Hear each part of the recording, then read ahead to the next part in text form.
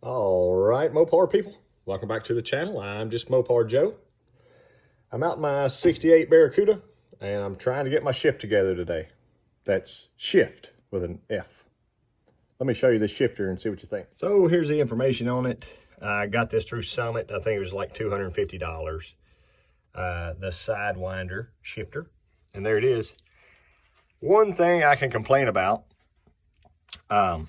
it was fairly easy to mount. I know this is kind of crude and ugly, but I got it mounted. I made myself just a flat base out of a piece of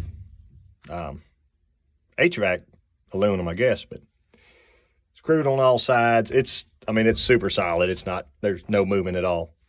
If you watch it, you can feel when it went to first there, but that extra distance kind of sucks. So like after you do your burnout and all that stuff and you go, you're burning out whatever, be sure you shift back to first. A lot of times I like to go all the way to neutral, clear the motor out and then come back to first. So I don't need to be in a hurry doing that, or I may end up between first and second or whatever, but you can feel the positive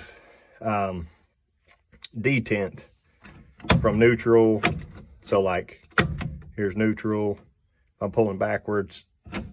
I can feel that one into first. I know it kind of slides past here. That doesn't matter. I would rather it be a little tighter there, but there's a little bit of slack, and I'll show you where that's at. So here is our cable under the car. And what I did, I added about 3 washers there just to space this down and make it kind of travel on a flatter plane, if you can see that. Where that slack is, let me zoom in here, is right there. So it could be that little joint. There's a little joint here and a little joint in the front up there. But my screws are very tight. I checked that a long time ago before I ever mounted this in. But there's just a little bit of, the bar rotates that way, obviously. They're ball joints. But like right now it is in first gear. I do like, there's a simple way to test. If you pull back on this collar, that will drop out of there. So I know this is in first gear. And this is sort of like dropping a pin in and out. See if I can get it pop back in there. And you see the collar slotted there. So that slot slides up against that. I thought about maybe trying to bush just the inside of that just a little bit right there. Give it a little tighter feel, and even just a little piece of rubber or a little O-ring.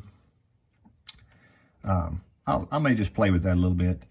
It's not a great deal of slack there, but if there's slack there and there's slack there and there's slack all over, then that slack all adds up. But my cable is tight here.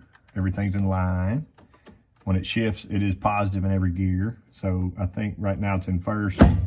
That would be neutral. So when I get inside and test it, you can see it slide back and forth. So all that moves pretty smoothly inside. So that seems to be nice. I've got to get this out and road test it, so I might as well bring y'all along. Be sure we got gears, 1, 2, 3. Also, neutral and reverse are pretty important.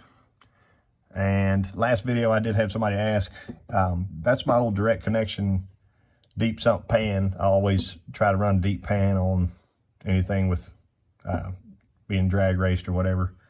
Or you could even run that on the street. It doesn't hang down too low.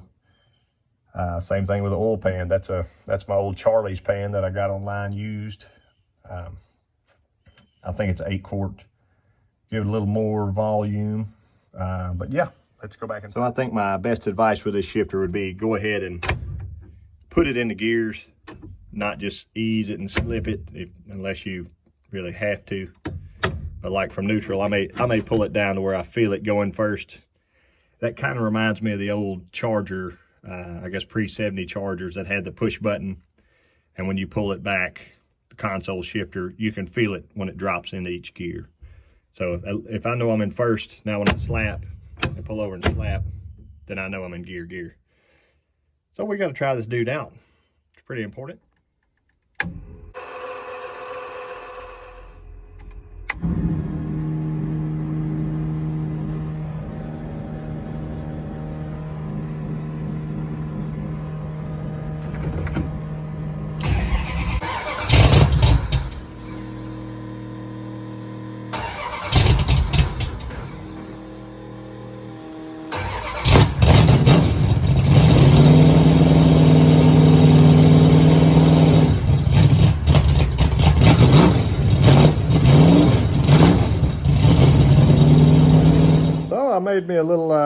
scoop cover. Well, it's not really a scoop cover, but basically I need to get 2 more pieces of pipe insulation. Go around that edge right there, and I may leave the back open if we shut her down and look like that. It's got a little bit of spring in there, but you can see how it's open in the back. I may cut me a piece, just a small one to seal it up, but that's gonna keep a lot of heat out and let a lot more cool air in. I've heard guys say that's worth 7/100ths, more than a 1/4 mile, but they were referring to the 1/8 mile, and that's what I normally run, what we're gonna run at No Name National. So let me pin the hood on and finally drive.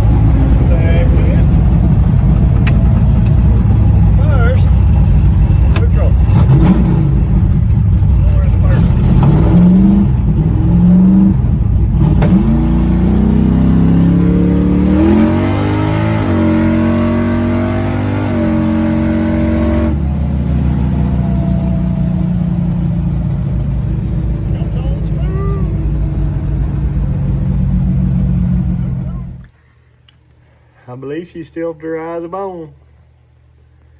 That goofy muffler hangs down a little bit low, but I can get about a hand under it. Right about. I might put me some heat wrap on that fuel line because it is a little close. About a hand width. I'm not gonna stick my hand right there, but she lives.